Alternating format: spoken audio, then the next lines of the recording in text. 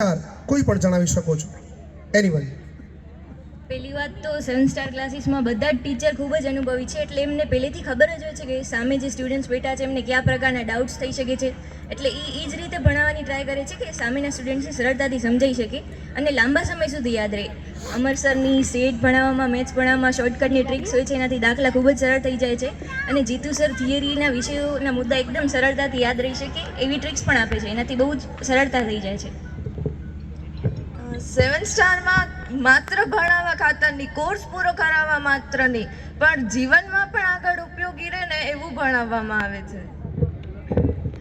આપણે 12થમાં છીએ તો 12થમાં આપણા જે સિલેબસ હોય છે એ પહેલાં ઘણા બધા મેં ટ્યુશનમાં જોયું છે કે પહેલાં ઘણી બધી એક્ટિવિટી કરાવવામાં આવે છે અને પછી કોર્સ છેલ્લે દોડાવવામાં આવે છે.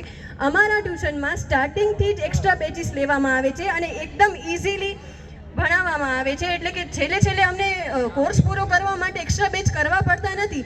અને બીજી વાત તો એ કે અમારા જે જીતુ સર છે એ અમારા 12મા ધોરણમાં અમારા 3 સબ્જેક્ટ લે છે, ઓસી, એસપીસીસી અને ઇકોનોમિક્સ.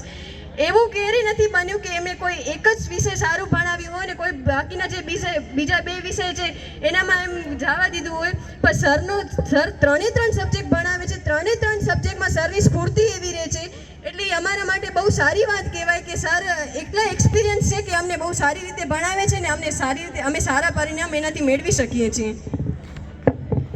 અરે બીજા ક્લાસીસના શિક્ષકોની એટલી ઉંમર જ નથી હોતી જેટલા આપણા શિક્ષકોનો એક્સપિરિયન્સ છે, અને આ એક્સપિરિયન્સનો લાભ અમને દર વખતે મળ્યો છે.